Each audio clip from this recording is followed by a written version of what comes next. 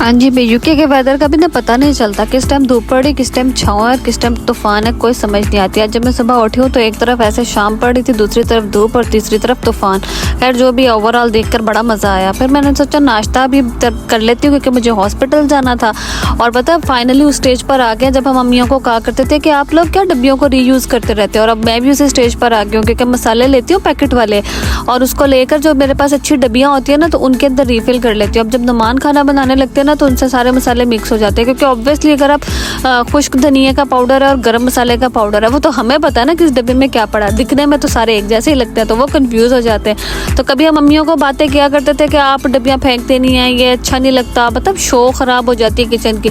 तो अब किचन की शो गई तेल लेने के लिए, अब बस जी जो ज़रूरत है उसको कर लेते हैं तो वो करना पड़ता है। अब अच्छा जी, मेरा तो गेट रेडी विद मी तो यही बनता है, ये घुटनों की मेरी स्पोर्ट है, मुझे ये चीज़ें इकट्ठी करनी पड़ी क्योंकि डॉक्टर्स ना मानते ही नहीं है कि आपको क्या तकलीफ है क्या नहीं, तो उनको सबूत दिखाने पड़ते हैं कि आपको वाकई भी तकलीफ है। तो मैंने मसल्स के लिए स्प्रे, और जो मेरे यूनियन है पाँव के अंदर उसके लिए ये स्पोर्ट, और ना जो बॉडी पोस्चर को मेंटेन करने के लिए जो आपको बेल्ट चाहिए होती है वो, ये सारी चीज़ें जो मैं कर के थक चुकी हूँ ना, ये सारी मैंने इकट्ठी की कि मैं जाके उनको दिखाऊँ कि जनाब ये सब मैं कर चुकी हूँ, इनसे आगे चलें।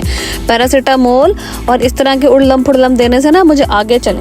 तो खैर अब मैं ना पैरासीटामोल प्रो मैक्स लिखवाने के लिए आज हॉस्पिटल गई हूँ, इस उम्मीद के साथ कि शायद कोई दवाई दे दें। तो बस फिर यहाँ का सिस्टम तो यहाँ का रिया। जब मैं बाहर निकली हूँ ना तो मुझे ये देखने को मिला, मैंने अपनी बेटी को भेजा था कि जाओ गाड़ी में पापा के पास बैठ जाओ, और जब मैं बाहर गई हूँ दरवाज़ा खोला तो जनाब साहब खिड़की खोल के गर्दन बाहर निकाल के मोहल्ले के नज़ारे कर रही हैं मैडम। पाकिस्तान में हमने डॉक्टर के पास जाना होता है ना तो हम दुआ कर रहे होते हैं या अल्लाह मैंने कुछ ना होवे, मैं बिल्कुल ठीक हुआ, कोई दवाई शवाई ना मैंने मतलब लिख के दे डॉक्टर। यहाँ पर क्या होता है कि जाना होता है ना डॉक्टर के पास, मैं जा रही हूँ हॉस्पिटल, मतलब जीपी अपने जा रही हूँ और साथ में दुआ कर रही हूँ या अल्लाह मुझे जो भी है उसकी दवाई दे दे, या अल्लाह मुझे जो भी है उसकी दवाई दे दे, मतलब कुछ बताए तो सही कि आखिर प्रॉब्लम क्या है, क्यों, मतलब ये सब पे किस वजह से चलाने जा रहा है, ये जो भी इशूज़ हैं यहाँ पर दवाई नहीं देंगे, कुछ भी नहीं देंगे। और यही हुआ, मैं उसके पास गई, मैंने उसने मुझसे पूछा क्या मसला है आपको, मैंने कहा मेरी स्टोरी बड़ी लंबी है। उसने कहती है मेक इट शॉर्ट। खैर अंदर जाने से पहले तो ये हुआ कि स्क्रीन पर जाकर मैंने एंट्री की कि मैं यहाँ पर आ गई, वो कहती कि आपका तो नंबर ही नहीं है जनाब, पूरी जीपी खाली पड़ी है लेकिन मेरा नंबर ही नहीं है, ये तो हालात है यहाँ के। खैर अब वो जो है ब्लड टेस्ट लिख दिया उन्होंने मुझे, तो एक दफ़ा इन्होंने अब वो और टाइम गुजार देंगे। अब वापसी पहुंची हूँ, पहले मैंने देखा मैडम बाहर थी और अब जब मैं अंदर आई हूँ इसके हाथ मेरी लिपस्टिक लग गई, इसने अपने पूरे मुंह पे मल ली, पूरी गाड़ी के अंदर गंदी कर दी, और उसने जो मुझे पैरासीटामोल प्रो मैक्स लिख कर दी थी ना, मुझे रसीद दे दी। उसने, मुझे लगा कि शायद वो मुझे फ्री मिलेगी। मैंने नुमान को फार्मेसी में भेजा, साथ मैंने कहा अगर फ्री होगी तो ले आना, अगर पैसे लगेंगे ना तो छोड़ देना, हम पैरासीटामोल और पैराडोल खा कर ही गुजारा कर लेंगे।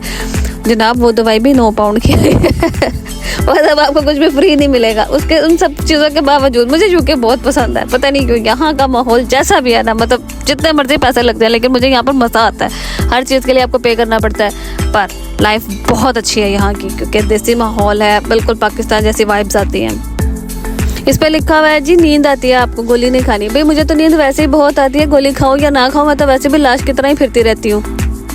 वहाँ से वापस आने के बाद ना मैंने पोटो वाले चावल बनाए, मुझे इतने पसंद है ना, जिसको नहीं पता उसको मैं बता दूं कि पोटो का मतलब होता है गिज़र्ट, मुर्गी के पोटे। अब वो जब मैं पोटे बनाती हूँ तो मुझे एक बात बहुत याद आती है, जब मैं ना शरीफ एंड सन्स पर काम किया करती थी ना तो वहाँ पर मेरी एक दोस्त होती थी, तो हम ना आंटी से खाना लेते थे। तो अभी क्या होता था, एक दिन में मेरे पास आई, कहती मारिया तुम्हें पता है आज ना आंटी ने पोठी चावल बनाने।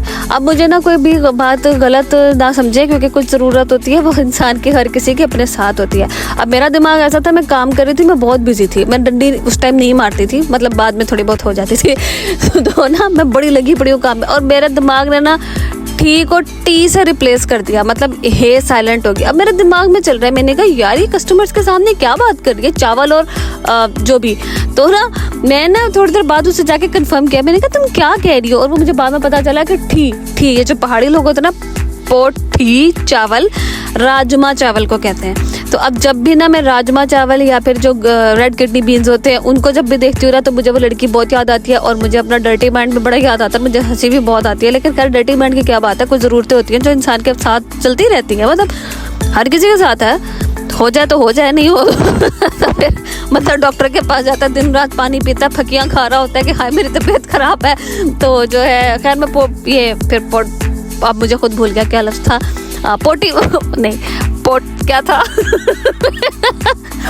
गिज़र्ट चावल बना रही थी और ये ना मेरे बहुत बहुत बहुत ज़्यादा फेवरेट है। मेरे ददियाल के अंदर हम सबको बहुत ज़्यादा ना पसंद थे। हम लोगों के घर में जब भी चिकन बनता होता था ना, तो चिकन के अंदर कोई बोटी के लिए लड़ाई नहीं होती थी, लेकिन ये जो पोटे होती है ना, इसके लिए इतनी लड़ाई होती थी। मेरे भाई को भी बहुत पसंद थी, मुझे भी, और मेरे कजन्स जो थे ना उनको भी बहुत पसंद होती थी। खैर इसके चावल बहुत मज़े के बनते हैं, जो बनाते हैं और जो खाते हैं उनको तो पता है, उनको तो मज़ा आ रहा होगा देख कर भी।